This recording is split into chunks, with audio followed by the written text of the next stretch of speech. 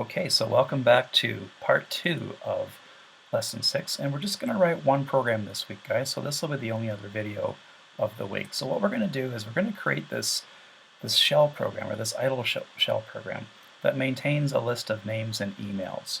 All right, so the first thing I'm going to do is I'm going to start us off with two lists. Okay, so names equals and emails equals. All right, and I want you to put 3 people in here. Now you can make up names yourself, you can base them on cartoon characters, or you can just do the same names that I've got here. So I'm going to have 3 guys, Buzzy, Jojo, and Smack. I know, who calls their kid Smack, right? Email will be like bz@gmail.com, and then of course that has to be in quotes because it's a list of strings. And you can use double or single quotes here, guys, doesn't matter. So I'll just do that to make sure I don't forget to put those double quotes in. And then this will be jojo@yahoo.ca and smack at, I don't know, google.com. He works at Google. All right, so the first thing I want to do, guys, I want to organize this into different defs that can do different things like add a friend, delete a friend, remove a friend, modify maybe a friend. But we're going to start with like a menu, so like a main menu, which I'm just going to call menu. Okay, and it's just going to be a series of print statements, and then whenever I want to see the menu, I can just type it. All right, so I'm going to go fairly quickly here, but you can definitely stop and pause the video as you go along and just sort of work at your own pace. So I'm going to start with sort of a title here that looks like this, and just sort of double underlined my main menu title. All right. Now I'm going to put like headings over top of my list. I'm going to have location, name, and email. Okay, so there's this neat little trick I can use. And once I get this down once, I can copy and paste it to save myself some time. So let me just get this in here first, and then I will tell you exactly what this is all about. And then followed by %, loc, name, and email. Okay, so what's happening here? I'm placing a hold on 3 strings, right? So I've got %s. Now if you put a number in front of it, like a 5 or a 10, this is how many spaces you want the thing to take up. So in 5 spaces, I want to plug in a string, okay? And that's the first string here, which is for LOC. And then in 10 spaces, I want to plug in name email, or sorry, the word email. No, let me try that a third time. The name, okay? So I want to put the name in this box of 10. So it's going to take up 4 spaces and then another 6 left over as blanks or for spacing between. And then in a space of 20, I'm going to do the email. All right, so let me just copy and paste this, and we'll print this out and we'll run this really quickly so that you can see what this looks like, because sometimes just running it and seeing how it looks is the best way to understand it, right? So these are just like little underlines underneath each one of these things. All right, so that starts my headings for each thing. And now I'm going to basically print out each of the names and the emails. Okay, so I'm going to use this traditional for loop here. So for x in range, 0, now I don't want to say 3, guys, because we may add names later or remove names. So I'm going to always refer to len names, okay, because that can change over time. So we always want to go to the end of the length of the names that we have. All right, so steal another one of these weird %s things, put it down here. Okay, but this time around, the placeholders are going to be for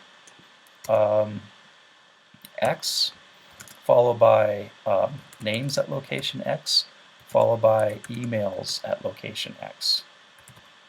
All right, now because the x is a number, I'm going to change this from an s to a d because d is a placeholder for numbers, right? So that's going to print the list of people that I currently have in my little database here, my little list here. All right, so after that, we just have to print basically a menu.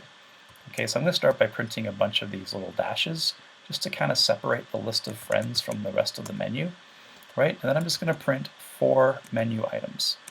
Okay, and they're going to look like this. 1 is to add a person. Okay, and then 2 is to remove a person. Okay, don't need these semicolons on the end. And I'll just copy and paste this.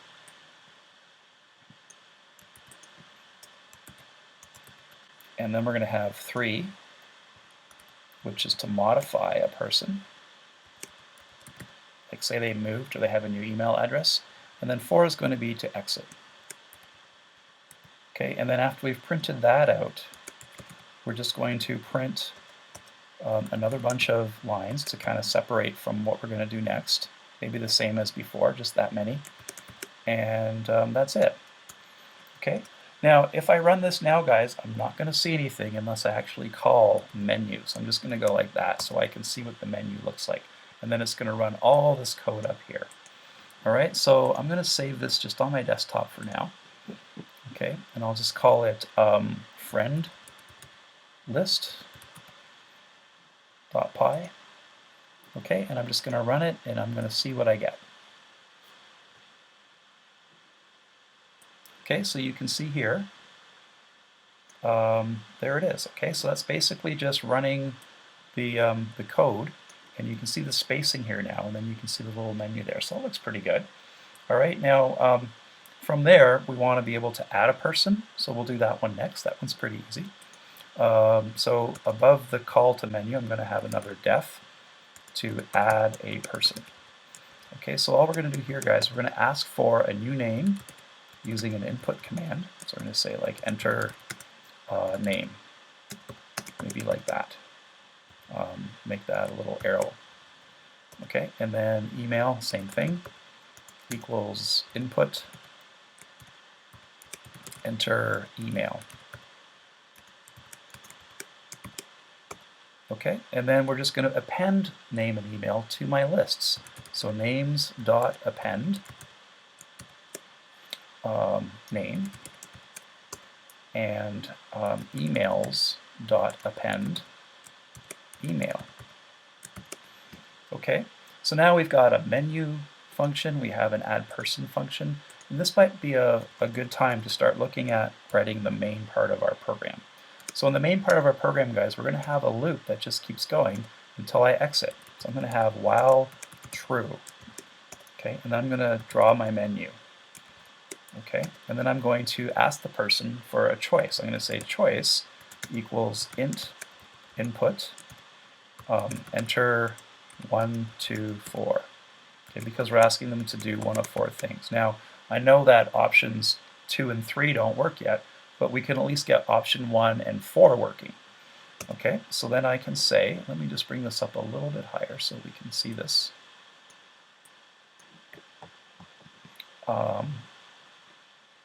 Add another bracket there.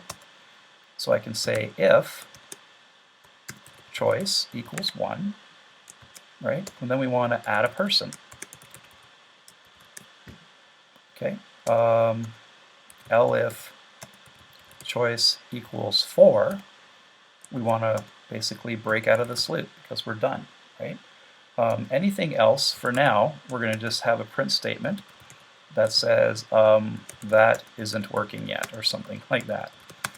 Okay, so if they print 2 or 3, or if they print any number like 5 or 99, it's going to come to this same little thing here.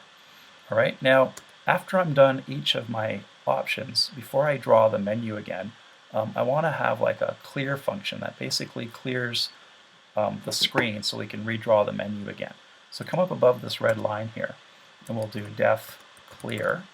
Okay, and this is a really easy method. We're just going to print a bunch of dashes, just like we've been doing before. All right, and then I'm going to have an input command that says press enter to continue. Okay, and then I'm just going to print like 40 blank lines, so for x in range 0 to 40. And I'm just going to print like that. Okay, so that's just going to print 40 blank lines, and then we can continue. Okay, so down here at the very bottom, I'm just going to do a clear command. Okay, so after every time we go through the loop, depending what we've chosen, it's going to clear the screen and then come back up and redraw the menu again. All right, so now we've got the workings of kind of a working program. So if I save this and then I run it again,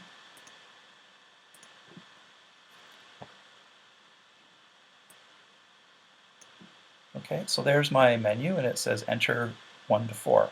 Okay, so I can do 1, which is add a person. Okay, so I'm going to enter the name Henry. Okay, and Henry is at hh@to.com. Okay, and if I press enter, okay, press enter to continue. So now the clear menu comes into play, and if I press enter now, it basically clears the screen slowly, and then it comes back up and redraws my menu. But look, Henry is now added to my list. Okay, if I do like say 67, that isn't working yet. Then it goes to the clear, and then it basically clears the screen and draws it again. All right, so this is kind of a primitive address book system. Okay, back in the days before we had Windows, this is how we used to run programs. Okay, so let's try remove a person next, okay, and see if we can get that working. So for that, we're going to need another def. So we will just put that above the clear, I guess.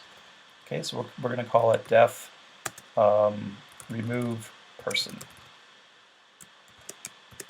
Okay, so the first thing we're going to do is we're going to ask for a number, because remember the menu comes up. Like if I run this thing, where's my shell? Okay, it's got like 0, 1, 2, 3, so it does print the list location numbers. So I'm going to ask the person to just enter one of these numbers, and then I'm going to basically use the pop command to remove that location from the list.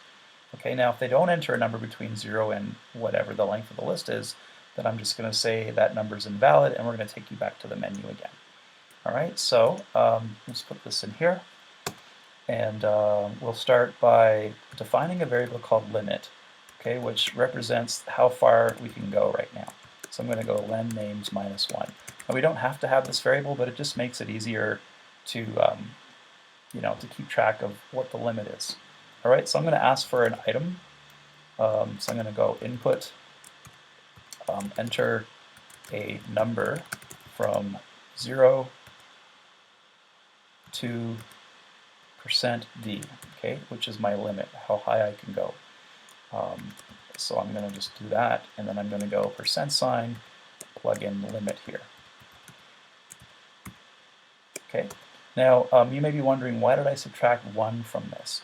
Remember, if the length of names is, say, 3, then the limit goes to 2, right? It goes 0, 1, or 2. So whatever the length is, I have to subtract 1, because that's as high as I'm allowed to enter a number for. Because the menu, again, is 0 based, which we saw like right here, right? So in this case, like say I had this actual thing running, my limit, the length of this is 4, right? But the limit is 3, so I've got to subtract 1 from that limit, right? So that's what I'm printing right in the prompt here. I'm saying enter a number from 0 to 4 or 3, whatever this happens to be. Okay, now I'm doing this on 2 separate lines just to make it a little easier. So I got to put int item around this to convert it to a number. I could have done it up here as part of my input, but I decided to do it as just a separate little line down here. Okay, but now that I've got that, I can use an if statement to say, like, if item is greater than or equal to 0, and item is less than or equal to limit, okay, then I have a number I can work with. Okay, so I'm going to use the pop command. Now I've got to pop from both lists. So I've got to say names.pop, the item, and I've got to say emails.pop, the item. All right, now if the item isn't within that, then I've just got to go like else print invalid number, something along those lines. Okay, and maybe up here, when I do the pop, I will have a print confirmation, like we'll say name was removed, just so that we know that it actually worked. Or else we'll do invalid number. Now, this remove person is going to be called within the while true loop, just like everything else. And at the very bottom, we have the clear. All right, so let me just come in here and I'm going to add elif choice equals 2, right? I can now run the remove person command, just like that. It'll go up and it'll allow me to remove a person, as long as I type in a valid number. All right, so let's try running that.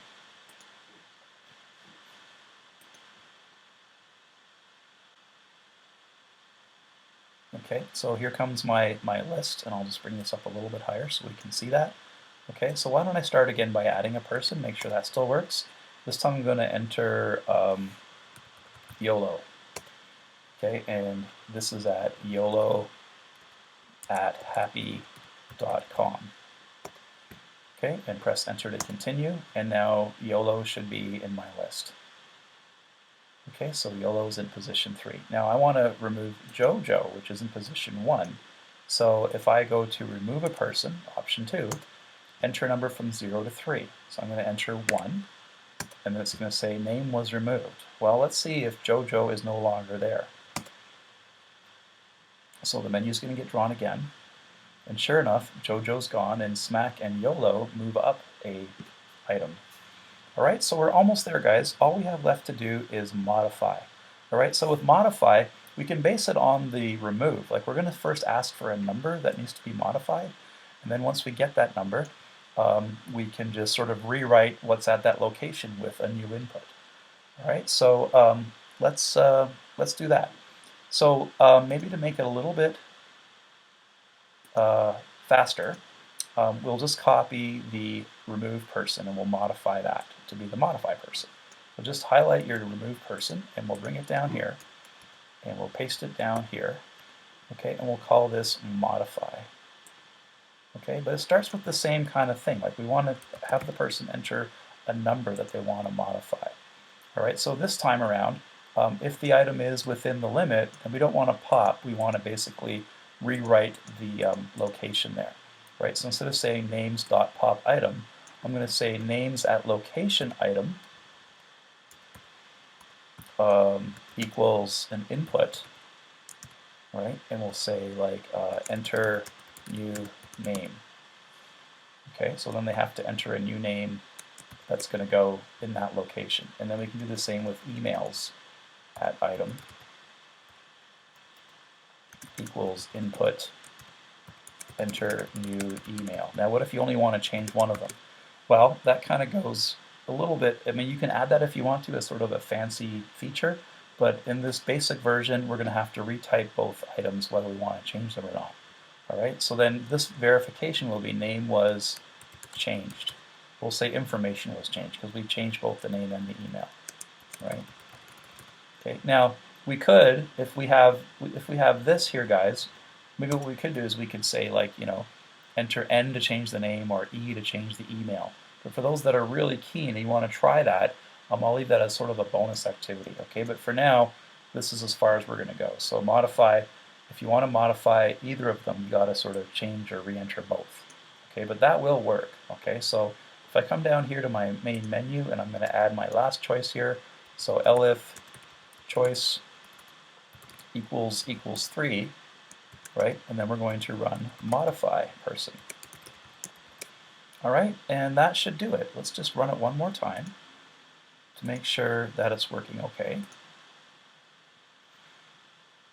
Okay, so this time I'm going to add a person and then I'm going to modify a person right away. Okay, so there's my menu, and I'm going to add the person, I'll add YOLO again, YOLO. And YOLO's at YOLO@happy.com. Okay, I'll call it hap.com for now. Okay, so it was successfully added.